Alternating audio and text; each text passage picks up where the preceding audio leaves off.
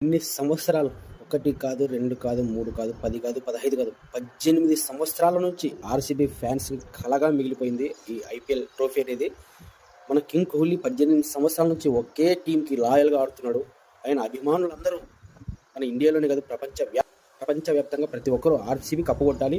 విరాట్ కోహ్లీ ఎందుకంటే కెరియర్ చివరి స్టేజ్‌లో ఉంది. ఖచ్చితంగా ఆయన వన్‌డే వరల్డ్ కప్ కొట్టినాడు. టీ20 world cup, champions trophy, test క్రికెట్లో ఒక మంచి సువర్ణ అధ్యాయంలో కూడా ఆయన ఒక వెలుగొందినాడు. కానీ ఆయనకు ఒకే ఒక చిన్న కళ మిగిలిపోయింది, అది ఆర్‌సీబీ టైటిల్ కొట్టడం. ఈసారి కప్ నమ్మదే అని చెప్పి ఆయన కాలర్ ఎగరేయాలి అనేది.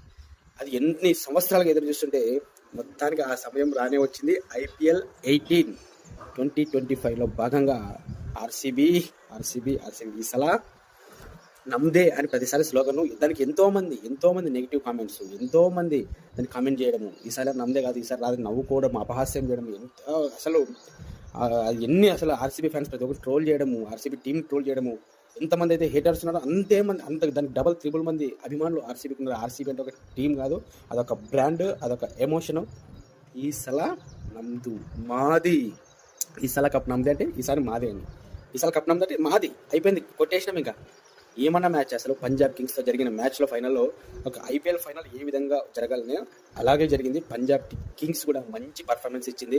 అసలు ఏమన్నా మ్యాచ్, అసలు ఆర్‌సీబీ 190 రన్స్ కొట్టిన తర్వాత కూడా చాలా మంది కామెంట్స్, ఆర్‌సీబీ డిఫెండ్ చేసుకోగలుగుతుందా, 200 రన్స్ కూడా అహ్మదాబాద్ పిచ్ పై చేజ్ చేసే కెపాసిటీ ఉంది ఆ టీంకి, ఆ బ్యాటింగ్ లైనప్కి డిఫెండ్ చేసుకోగలుగుతుందా అన్న